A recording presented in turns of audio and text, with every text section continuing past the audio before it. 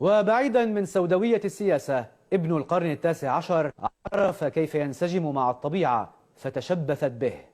هو مدرسة في كيفية عيش حياتنا بكل ما فيها من إيجابية. تحقيق نوال بري. يا جه الله كتير تقيلة هاي. ايه والله تقيلة.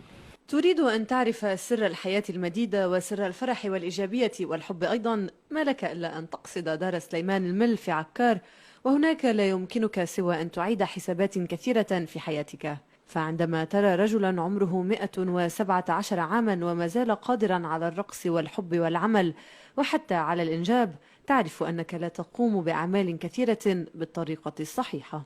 كل يوم بمشي لي شي 20 كيلو متر، شي 10، شي 15، شي 40. اي نعم، وبشتغل. هو أب ل10، منهم من أصبحوا أجدادا ومنهم من لم يتعدى عمرهم 10. يعيش بين أولاده وأحفاده الذين وصل عددهم الإجمالي إلى أكثر من 100.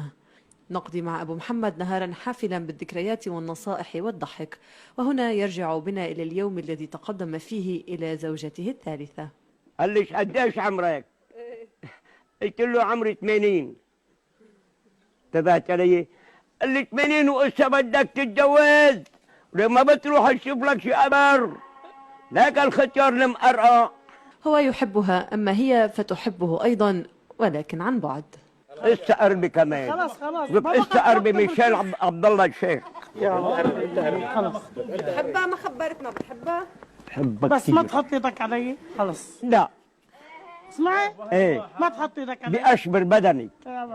ولك كيف ما بدي احط ايدي؟ ولك بدي احط ايدي ولا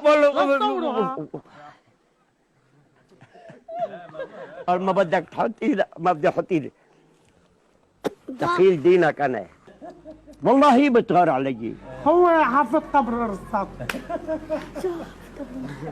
لك والله هي بتغار علي. لا ما بغار عليك. نشدتك بمحمد. نسبني بمحمد، دخيلك بمحمد. ايه، ما بتغاري لا علي؟ ما بغار عليك. بلا بتغار. هلا بتمرق من هون. مين لك؟